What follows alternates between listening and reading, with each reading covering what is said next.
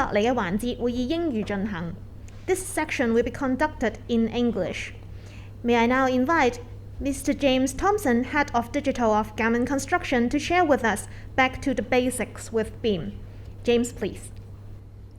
Thank you. Well, it's a hard act to follow after the presentations from the previous speakers.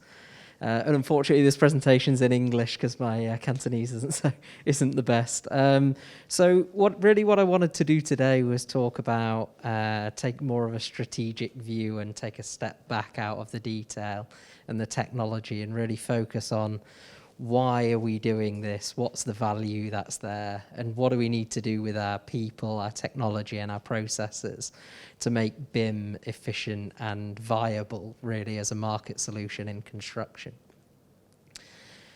And I think one of the big things we need to look at is how our value chain is changing actually. So this is a report from McKinsey, and you can see that general contracting, so Gammon is a general contractor, 20 to 25% of our value within our industry will move into off-site construction, so modern methods of construction. So we need to change the way that we operate.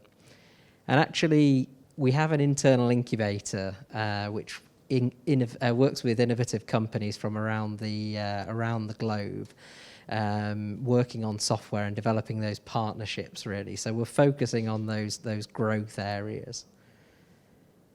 The second part is around the way we work. So today, every single project works pretty much in a silo. So we procure things for specific projects. We procure different things for different projects. And it's quite inefficient. So we need to move to more of this platform DFMA approach. So if we've got the same products on different projects, procuring them at the same time and standardizing really is critical. So how do we address those really challenging external factors? And we've got 4 key ambitions, which we call our digital ambitions. And really what we want to do is we want to move to become more of an agile and lean construction business, so remove the waste, but also give some of that value back to our clients. We want to be safer, have better quality, better sustainability, productivity. But a major part for us is there's only a finite number of talent in the BIM industry. And essentially what we want to do is we want to attract the best talent and retain that talent within our organization. So we have 3 pillars of digitalization in Gammon, which are really focused around the people, the process, and the technologies. The first one is around a modernized core. And what do we mean by that? Essentially, all of the back office initiatives or back office functions need to be digitalized. So we can't build this really fancy digital platform on the top of bad foundations. We need to change the way that we do it. Accelerating through digital really is what picks up BIM, and that's where we're really focused on that platform approach. And then the third one, scaling new business, is we can't do everything ourselves, so we need to work with industry partners to accelerate our digitalization and also give the right products to the right people in order to be able to deliver the correct data. So in Hong Kong, there's 3 main pieces of legislation that's around what we do day to day. One being the Technical Work Circular, one being the DWSS, and then really the third one is focused on the asset information. And they tend to be our major digital requirements, which are our minimum entry. So there's 20 BIM users for the contractor. In the DWSS, it's mandatory on all major projects, and we're seeing it in the private sector as well. And then for the asset information, there's a minimum number of requirements. But to give you an idea, on one of our major airport projects, we've got over 500 million assets that we need to populate. So we have to change the way that we work. So if we focus on the BIM users, what does that actually look like in principle? So those BIM users can be addressed with a piece of technology. So today we've seen a lot of the technology that go to deliver those BIM users. So if you were to deliver all 20 of those BIM users, essentially you'd end up with significant numbers of software, but also significant, each piece of software populates different types of data and different outputs. And we can produce great things. So this is the airport project we were speaking about previously. And this is a tool called Revisto. This is how we connect different types of BIM information, whether it's IFC, whether it's from Tekla or Revit. We'll bring it in here and essentially we'll assign responsibility to people who might not be BIM people, and they'll resolve those issues day to day, and we'll be able to track those results on a series of KPIs. But the message really I wanted to get across today was that we can't operate the way that we've always operated. We're dealing with terabytes of data. We're dealing with hundreds of people, thousands of models, tens, sometimes hundreds of thousands of drawings, and lots of different file formats, a lot of which aren't open BIM formats. But it's not a technology problem at the core of it. So this is the Bew-Richards wedge from 2008, and this really kick-started BIM in the industry. And I think a lot of people don't realize that actually what we aim for today is level 2 and level 3 BIM, but actually the common data environment was part of level 1 BIM, and sometimes it's something which goes amiss in our projects. And it's great to see the CIC are really focusing on that, on the CDE standards. So what does a CDE do? So CDE is a way of managing information on a project. So essentially it's an information exchange process. So the chart on the left is how it works. So everybody works in their individual teams in work in progress. Things are checked, they're shared.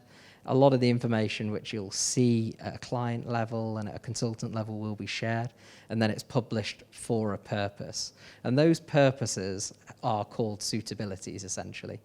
So you can have different suitabilities for different parts of the project. So if it's suitable for procurement, it'll be an S status, or if it's suitable for construction, it'll be in the green box as a P status for published. But the most important box, and the one which regularly gets overlooked, is the archive. And that's essentially the audit trail. So every time you go between a blue box to a yellow box to a green box, that information is archived. And it was great to see Billy had traceability in there, because really that's one of the fundamental components of a CDE. Another common misconception is that CDEs, we need to create these 4 boxes inside our CDE in order for it to be a CDE.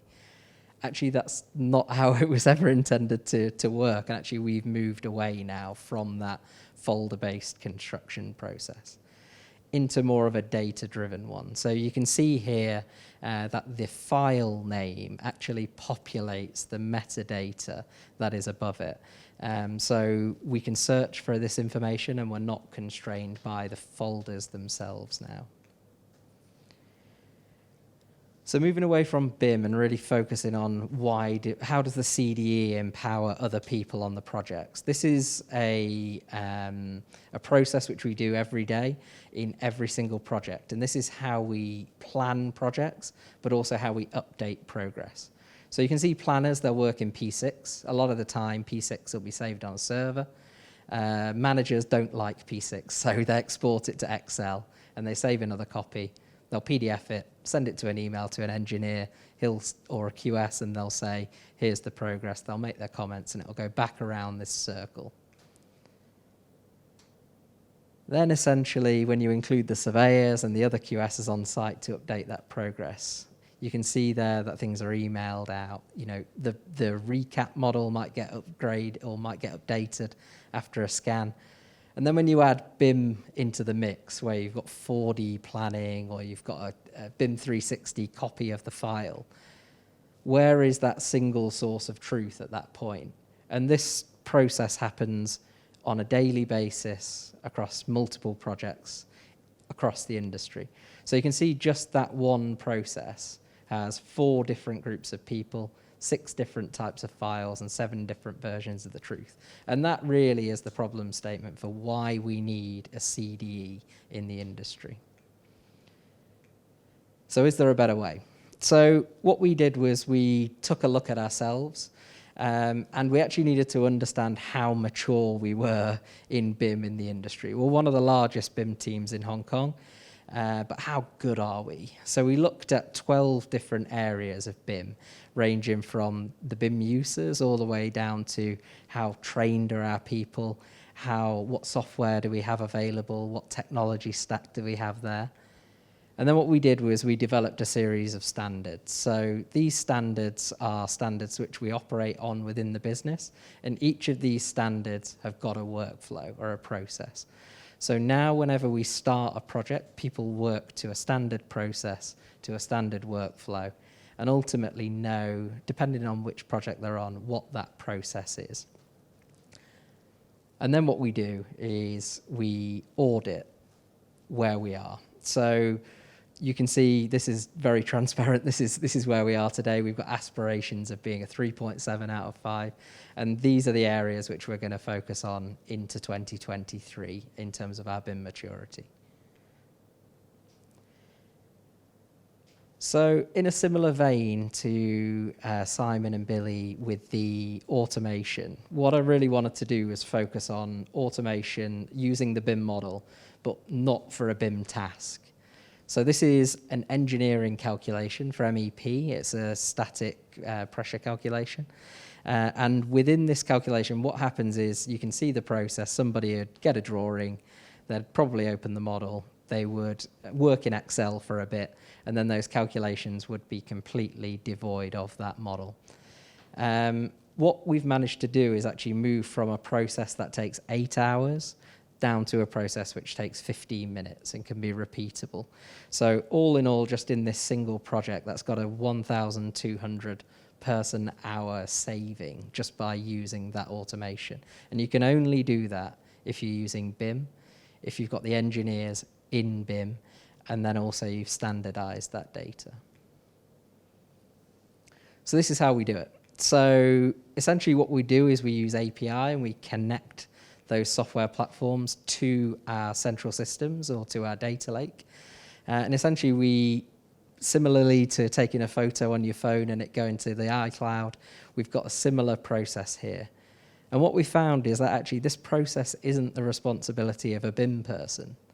It's the responsibility of an information engineer or an information manager. And we've identified that's actually a gap within our organization which we need to populate.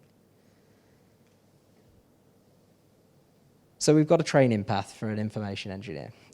You can see that it's a bit more digital than just BIM, but they do have probably 50% of the core BIM skills. So having some competencies in 3D modeling, 4D modeling, even some quantum. But the critical part that we're focused on here is how do we manage the information or the heartbeat of the data around that project.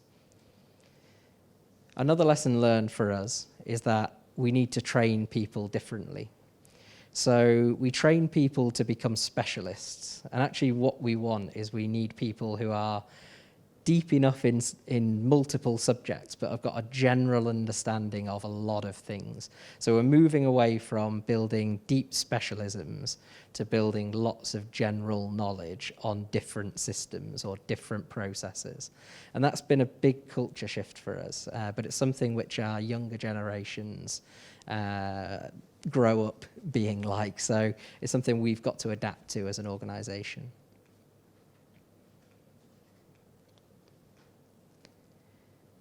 The next thing is, it's very difficult because the industry is changing so fast. Software changes every year. Things are, the different types of data you can get are continuously changing and maturing. So we needed to move away from qualification-based training through to competency-based training. So essentially what we do is we work with individuals and the CIC actually to make sure that our employees have got the correct competencies to undertake different parts and different skills within the organisation. So I think that's the boring bit out of the way. Now we'll go on to something which is a little bit more sexy. Where are we taking, now we've standardized and now we've started to build those core people competencies within the industry. Where do we go with it? And really where we go with it is moving towards a platform. So this will regularly be called digital twin, it'll regularly include open BIM.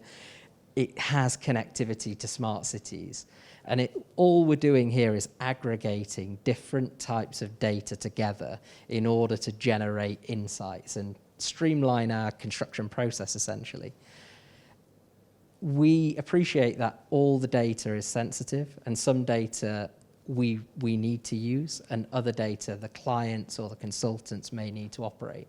So we have this two-tiered approach to our digital twin. The second part then is we're collecting data from multiple pieces of software, more than 100 pieces of software. And we're collecting it in different places. We need a way of gathering it and structuring it in a way that gives us insight. And I'm just going to show you one example of where we've taken different types of data but used a common coding approach to actually generate an insight. So this is actually a digital twin of concrete pouring. So on the bottom where the taskbar is moving is actually using Primavera P6 data. Where the cursor is now is actually taking the concrete strength data as it's designed inside the BIM model, and that's using IFC. You can see it's got mapping data from GIS there, so we can track the delivery to the site. The sensor data on the right-hand side is actually the concrete strength of that floor plate, of that pour. The drawing is then referenced to that individual floor plate. And then actually what we can do is we can input data into it as well to show that this has been poured, it's been signed off, it's been approved. And the beauty of this is that all of this data is relational. So we can click on a module, it will tell us the sensor data, the program information, and the drawing data, and even the approvals. And that's why we're doing it. We're trying to get that accountability, that thread of information from start to finish. So that's really where we're taking our data and digital journey within Gammon, is to collect the information, try and make it as simple for our users as possible, but ultimately make BIM not a BIM person's job. BIM is there as a data set to empower everybody on the construction process. And it's everybody's responsibility to make sure that that information is accurate. Thank you. Thank you, James, for your presentation.